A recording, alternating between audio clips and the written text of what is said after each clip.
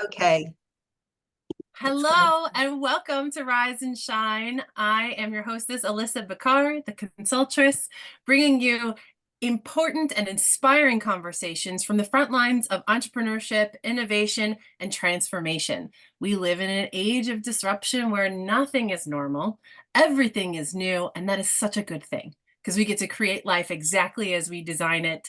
And so I have the pleasure and privilege of having amazing conversations in my network with people that I come to know, love, and trust from all different areas. And I'm so pleased to welcome Miss Maria Elena Laufs to Rise and Shine. Welcome, love. How are you? Hi and welcome. I'm just going to show off my beautiful mug here. Yeah. Tell me again what it is on there. You said it was a specific bird or flower. I think I think it's some kind of bird of paradise, but it's very beautiful. Yeah. So I think it's a particularly stylish thing because I very much like stylish things, things of beauty that I can look at, which are also practical. So Yes, it fills including me. your artwork and how you present and the Well, clothing. yes. I mean, like these things do actually fill me with joy. And I've always been a lover of clothes, I have to say, even though I tend to wear mostly black, but I do like to I do like to enjoy a wide wardrobe, should we say? An Oh, ample wardrobe. But and anyway, it makes you that's feel a whole good. other topic.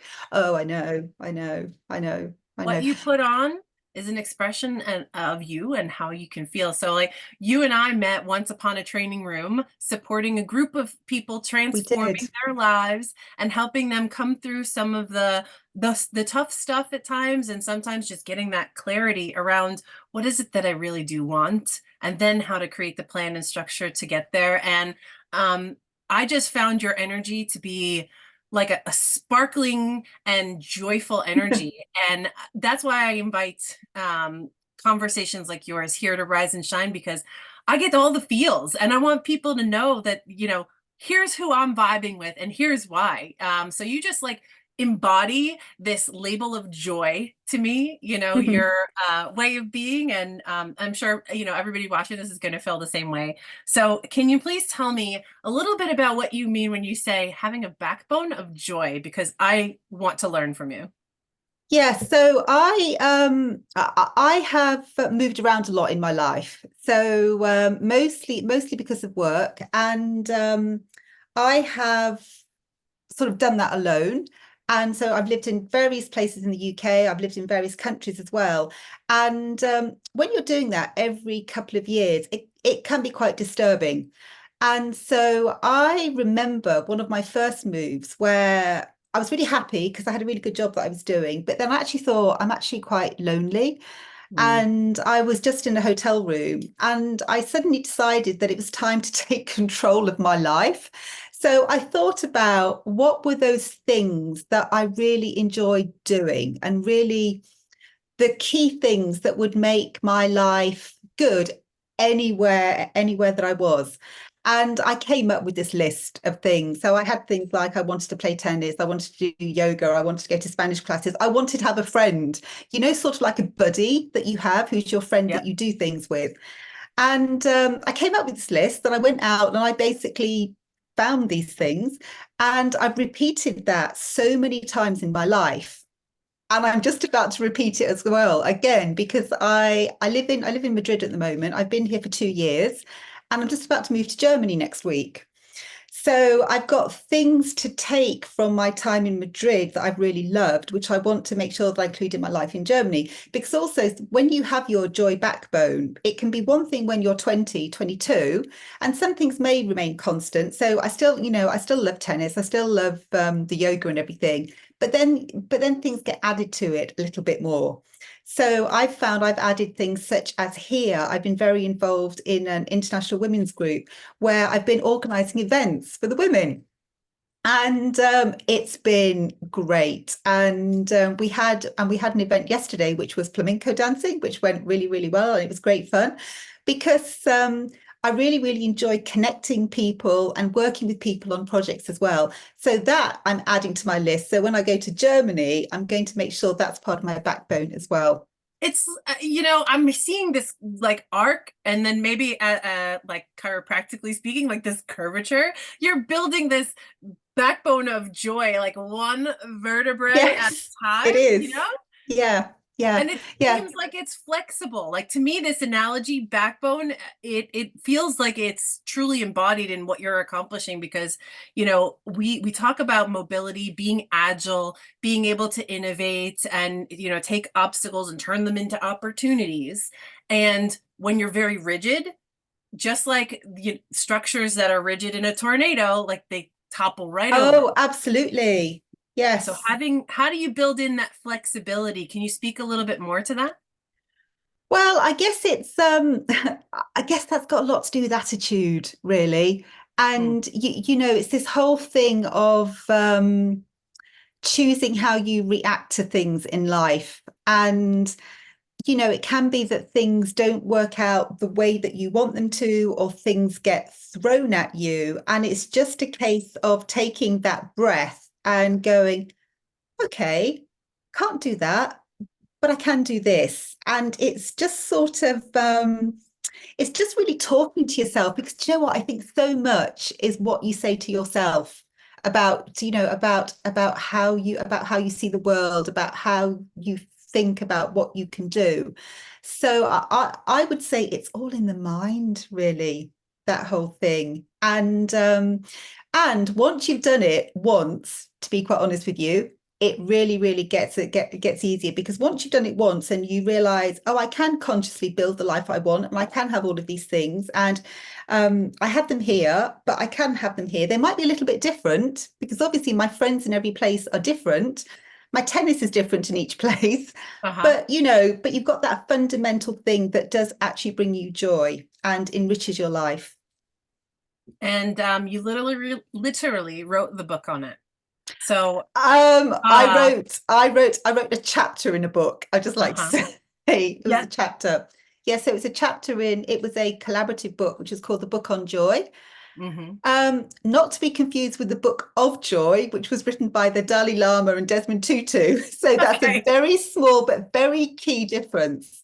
But it's part of this inspired life series, which was put together by Jan Fraser, who you may have met, because she helps out at some of the events that we've been in together as well.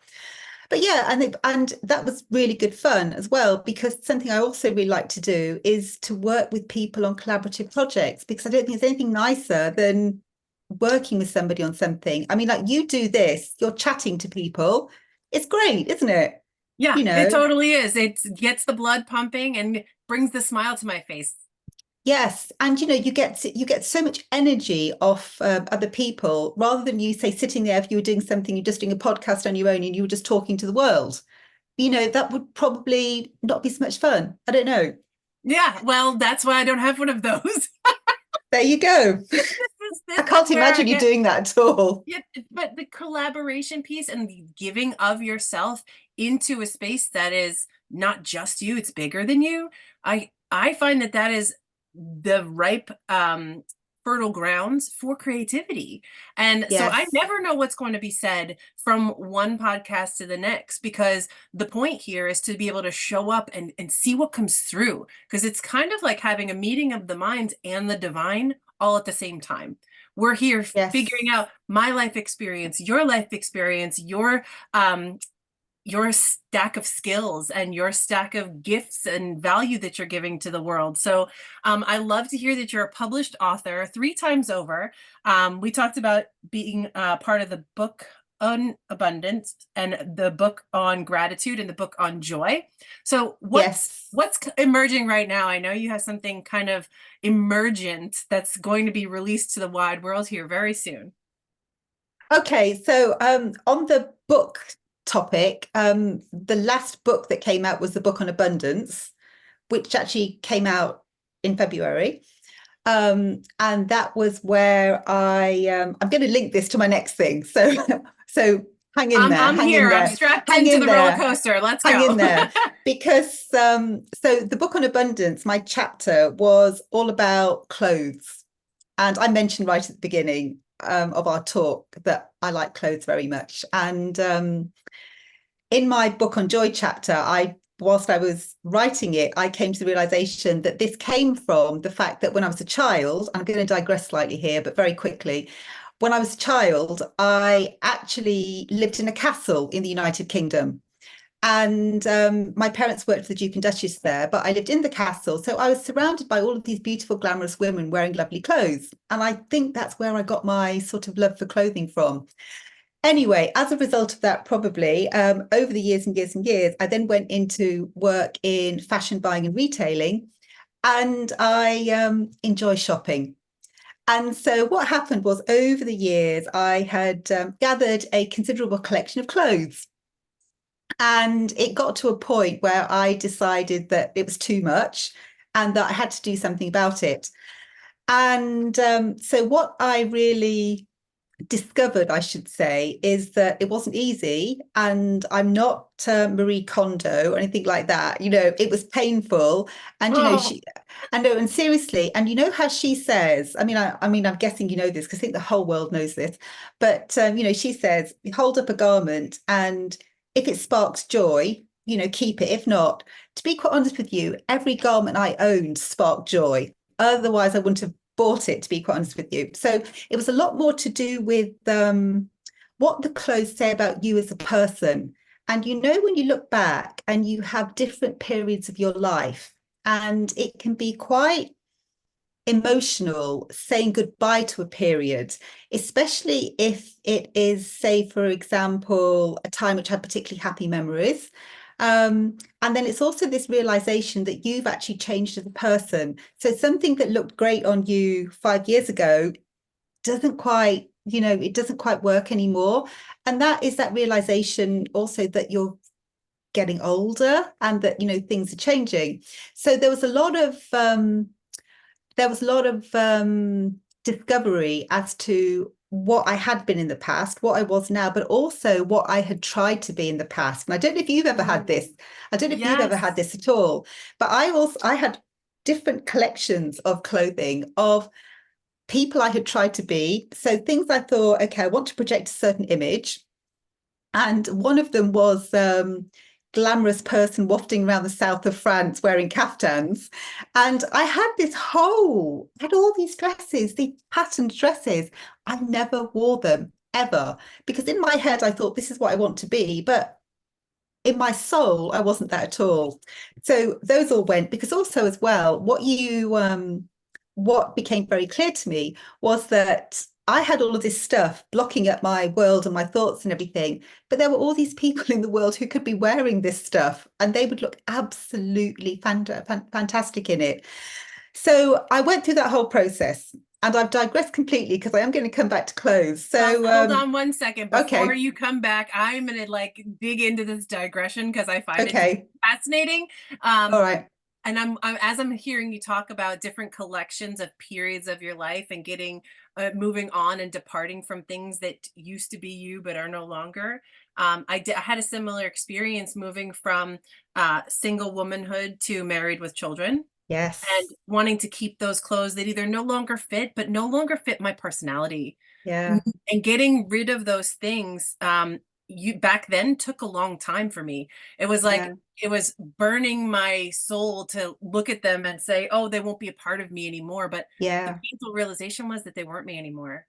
Those yeah, size 8 skinny jean bell bottoms with the rips in the knees. Now that I was a mom of 2 kids under 5, I had to realize that even if I put my body back in that space and they fit properly again, that just wasn't me anymore. I had grown and evolved. So using yes, clothing as like your timeline of, noticing where you've been and who you've become, you can be grateful for who you have been because it's informed exactly where you are now. yes, And saying goodbye to the stuff doesn't mean you're saying goodbye to a piece of you specifically, but it is saying that you no longer embody those habits or those thoughts, because that's the whole point of evolving, to be able to grow into who you're becoming. That's what everyone's on the journey to do. So you know, when you move house, you get rid of all the items that are no longer practical, right? What's Yeah. not going to fit in the new home? What's not going to be a good decoration on that wall because it's a different Yeah. wall, it's a different setup.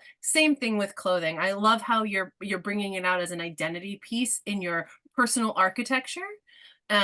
So forgive me, but I want to say I'm No. vibing with that digression and the fact that, you know, you're acknowledging buying clothing for a projection of yourself and wanting to Yes. project. I mean, I've Yeah. bought the red blazer, you know, the power suit, and I now I no know. longer own a suit at all. You know, so No. saying goodbye to No. those periods and those eras, it's a good thing. It helps you to embody who you get to be next, and saying goodbye frees you up to do that. So Yeah, please. it does. Yeah, yeah. And I think that example you gave of yourself was a really good example.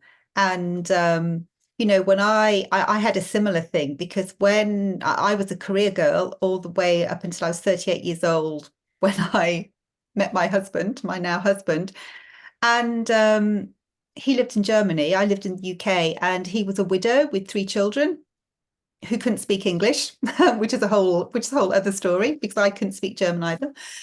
Anyway, so what happened was, so as a career girl, and then I went to Germany and I spent 3 years as being a mother, and I decided I need a new wardrobe for that. So, in my head, so I packed away all of my power suits and things that I wore then.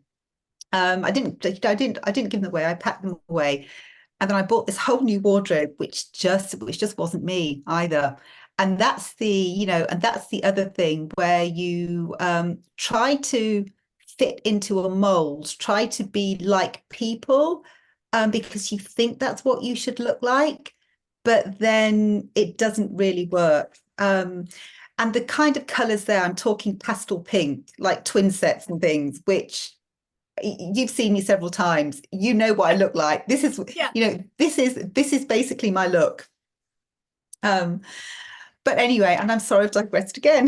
No, no. See, this is the Oh, point. what fun. Digression Oh, what is, fun is all I can say. yeah, opening up the container. So what I heard you say is the shoulding that we do on ourselves of this is what, I mean, it's showing up for you in clothing, but this is Yeah, what I should look like. This is what I yeah, should embody. This shows up in our wardrobes. This shows up in our career choices. This yeah, shows up as who we think we should be. And we're telling people, no, this is what I think, when maybe that's informed by your favorite TV show.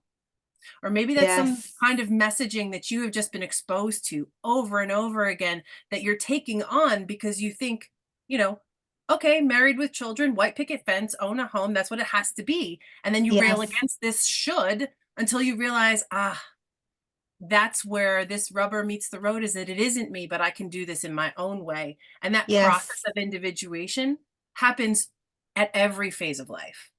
For sure. Yes. Yes. Absolutely. And I think in my situation particularly because I was in a new country, I was in a new culture as well.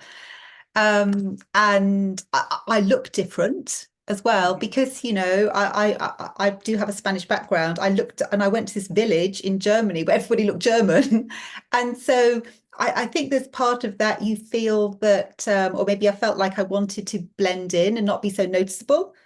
Um, Yes. I don't do Oh, that yeah. anymore, but I think it is those like pressures from society just so that people don't look at you, that you don't stand out, I would say. I'm over it now, Lady, though. I've recovered. oh, I've lady, developed. I have to tell you, moving to a new place, I also moved 5.5 hours west with my family. And it was during this tumultuous time of the world, really. And I had this idea that I needed to be the gray man. You know, I had to just fit in. And Mm. I'm a New Yorker, so I swear. And where I moved to is very not sweary. So Oh, I was not really? not using my bold brazen mouth as often, and I was putting on this demure identity and being very Yeah. humble and please and thank you. Not that I'm a rude person, but I was doing the same thing. I was shooting on myself, trying to blend in. And I will never forget the moment my intuition spoke so loudly to me and said, in Marissa Tomei's voice, as a soundbite excerpt from the movie My Cousin Vinny, it was like, oh yeah, you blend.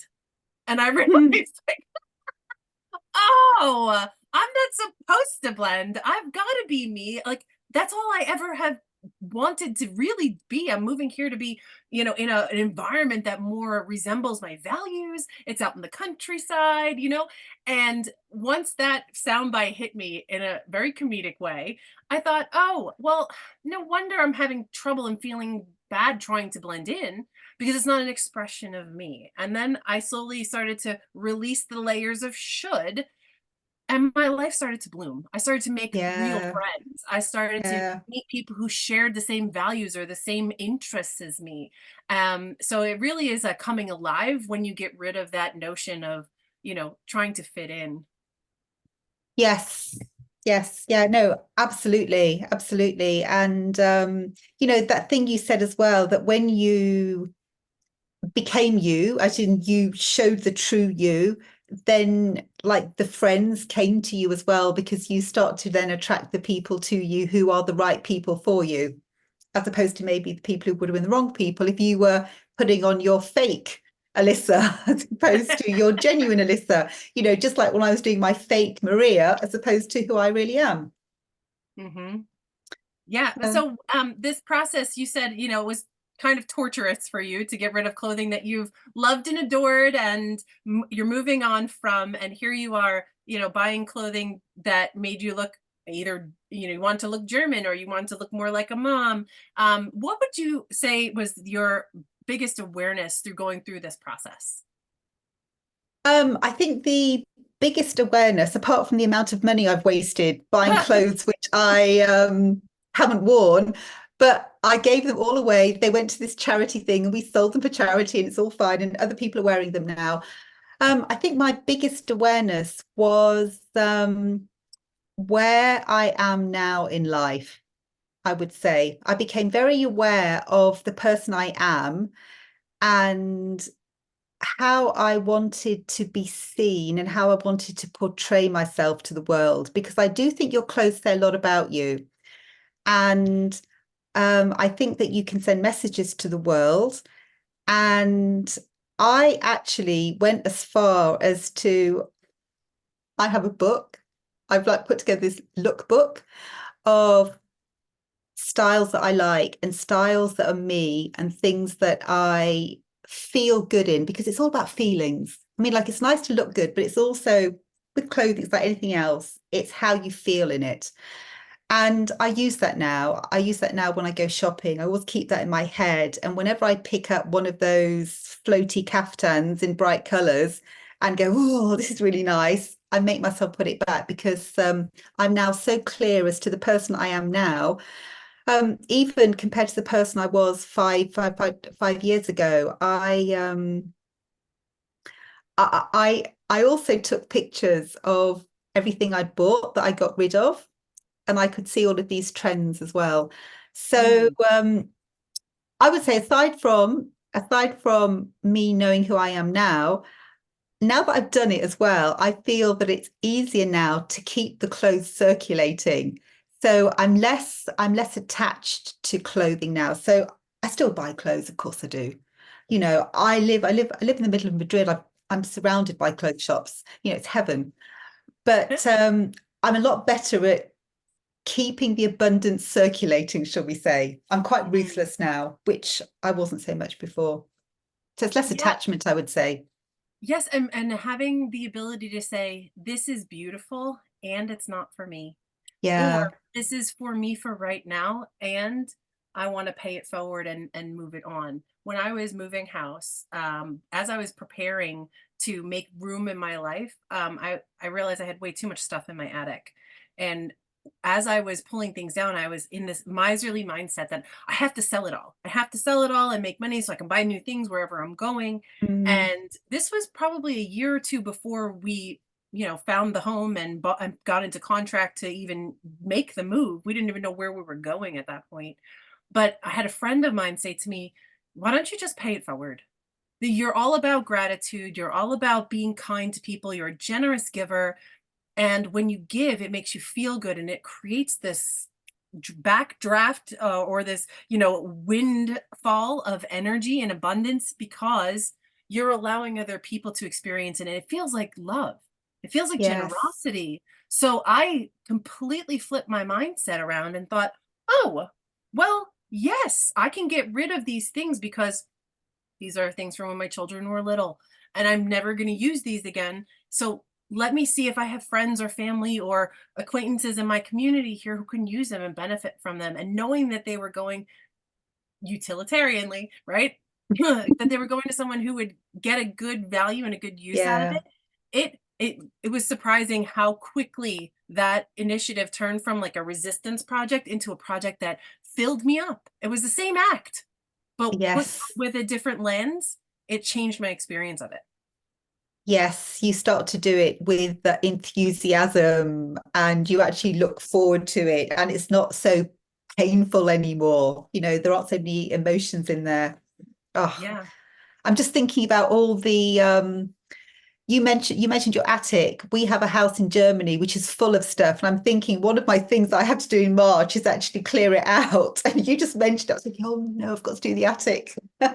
Anyway, I'm sorry. You Anyway, do. You got to do it.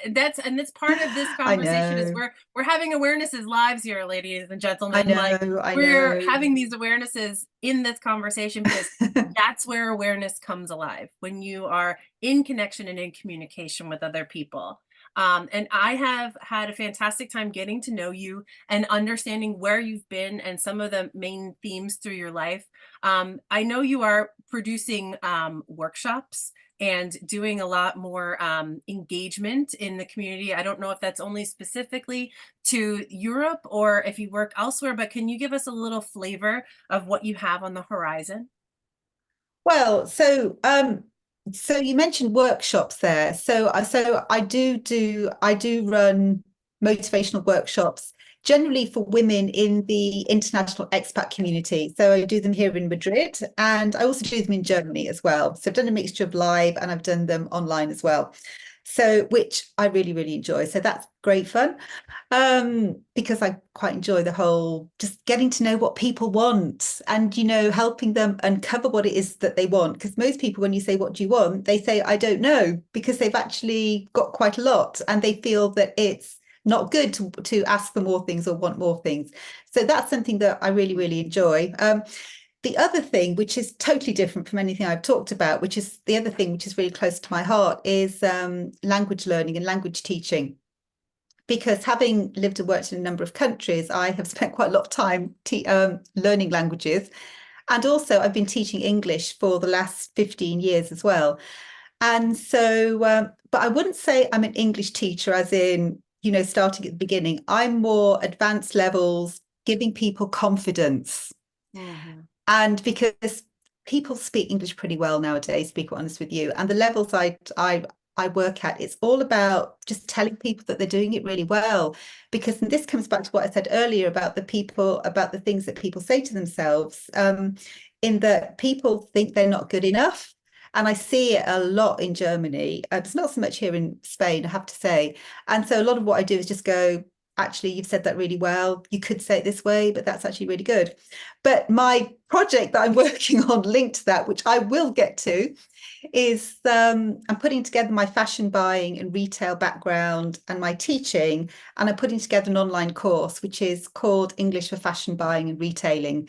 So where I can focus on practical things that students need either at university doing those courses, or who are just entering the world of international fashion retail and just need that little bit of extra, because you need to be able to speak English, but you also need the right vocabulary. You need to be able to say the right things. You need to know how to talk about clothes and know what all the different elements are as well.